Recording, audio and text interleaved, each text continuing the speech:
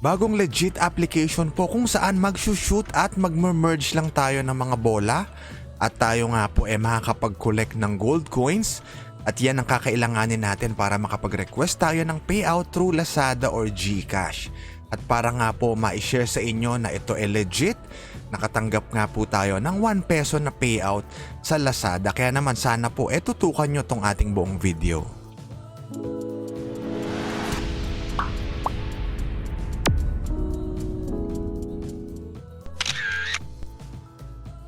Hello guys, kamusta po kayong lahat at welcome back po dito sa ating channel. For today's video, isang bagong legit application po ulit ang isi-share ko sa inyo. Ito nga po si Super Ball Shoot and Merge. So tayo po nakapag-payout na rito at kaya naman isi-share natin sa inyo kung paano ba kumita para kayo din magkalaman ng inyong mga Lazada or GCash account. So, pwede nyo po siyang i-download gamit yung link na nasa description ng ating video. Tapos pag open po ng application, simple lang ang ating gagawin. Ida-drag lang po natin kung saan natin gusto i-shoot yung bola. At kapag same level po yung nakatabi niya, automatic siyang mag-merge. So, pwede rin tayo ritong mag-collect yan ng mga football. Tapos, every time na meron tayong ma-merge, makakapag-collect po tayo ng gold coins sa treasure chest. Guys, bago po tayo magpatuloy, kung kayo merong cryptocurrency like Litecoin or Bitcoin, pwede nyo po yung ibenta kay Clearloo.com. Kung gusto nyo pong mapanood yung beginner's guide at full video, nandun po yung link sa description ng ating video sa baba. At balik nga po tayo dito sa featured application natin, si Super Ball. So, paano ba siya laruin? So, again, itatap lang po natin yung ating cellphone screen kung saan natin gusto dalhin yung bola. So, every time po na sila magme-merge, makakapagbukas po tayo ng treasure chest. At yan nga po naglalaman ng gold coins. So, sabi dito, up to 40,000 daw na gold coins. So, yun yung maximum. So, ang nakuha natin, 4,415. Makikita nyo po, ayan na yung total na gold coins natin, 44,000. So, ilan ba yung kailangan nating ipunin? So, kailangan po nating ipunin para makapag-request tayo ng payout na 1 peso 120,000 gold coins. So, every time kasi tayo na makakapag-open ng treasure chest, mataas yung binibigay nila na gold coins. Kagaya na lang nito. So, itap natin yung claim. So, additional 4,300. So, mataas yung gold coins na binibigay nila. Dito naman, sa treasure chest na nasa ibaba, unti-unti guys napupuno yan. Every time na meron tayo na ma-merge, unti-unti napupuno yan. At ano ba yung pwede natin makuha dyan? Pwede tayo makapag-collect ng gold coins dyan or kaya naman, football. So, aanin ba natin yung football na yan? Pwede natin yan ipalit dito, 500 pesos na gift check. Kapag tayo po nakapag-collect ng 100 na football na yan.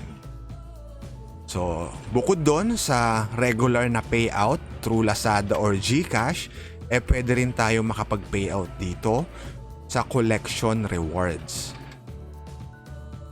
So guys, next naman po natin, ayan, kung bawa gusto nyo mag-request ng payout sa Lazada or GCash, itap nyo lang tong gold coins nyo. At nakalagay nga rito, ang minimum kapag Lazada yung napili natin ay 1 peso.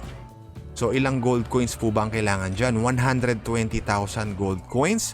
So currently tayo short pa ng 71,000. Pero huwag kayong mag-alala guys. Ngayon din mismo, aapurahin nating laruin to para makapag-request tayo ng payout at maipakita sa inyo na legit at paying nga po siya. Sa GCash naman, ang minimum ay 100 pesos.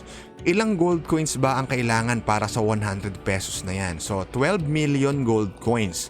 So, pwede nyong sabihin na ang taas naman 12 million. Pero again guys, mataas kasi silang magbigay ng gold coins. Every time meron tayong ma-merge, nasa 2,000 hanggang 4,000 gold coins yung binibigay nila doon. So, disclaimer lang guys, heads up para po sa mga viewers natin.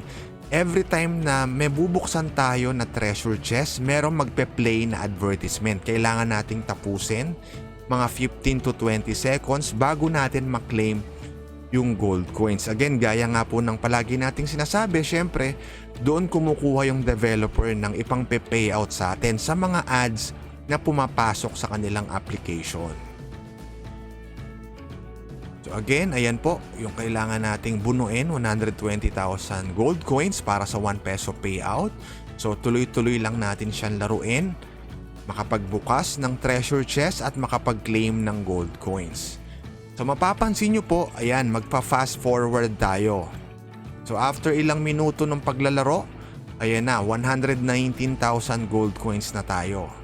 So sabi dito, kapag itap natin yung 1 peso, 847 gold coins na lang yung kulang natin. So laro tayo pa, tapos antayin natin kung merong magme-merge para meron tayong mabuksan na treasure chest. So ayun, merong nag-merge. Open tayo ulit ng treasure chest, tapos i-claim natin yung gold coins. So mapapansin nyo, ayan. Nakalagay, congratulations, you can withdraw now. So 1 peso, Lazada or GCash. So itap lang natin yung cash out. Ang pwede nga po nating ma-payout ay 1 peso sa Lazada. So itap lang natin yan, tapos itap natin tong take. After nun, hihingin po yung ating Lazada name tsaka phone number. Dapat yan po yung nasa Lazada nyo para sure kayo na matatanggap nyo yung payout. So sabi dito, congratulations, payout in progress na daw. Tapos sabi 1 to 7 business days. Pero sa case po natin, real time siyang dumating. At kung i-check natin yung withdrawal history, ayan, successful na raw po yung 1 peso na request natin ng payout sa Lazada. At kung sisilipin natin yung ating Lazada wallet, from 50 pesos na balance kanina, ayan, dumagdag na yung 1 peso na na-request natin ng payout galing dito kay Super Ball. So sana po makatulong sa inyo tong bagong legit app. Pwede nyo po siyang i-download at subukan gamit yung link na nasa description. Libre lang po at 100%. Hindi nyo kailangan mag-invite kasi wala ngang invite option. So yun lang, pure games lang at sana po makatulong sa inyo na kumita sa Lazada at GCash. Guys, bago po tayo magtapos, kung gusto nyo makapag-payout daily ng $5 to $10 sa PayPal, why not subukan nyo na rin mag-trade kay tierlu.com. Yung beginner's guide na link at yung full video guide po nasa description. So guys, maraming salamat po sa panonood. Kita-kita po tayong muli sa next video.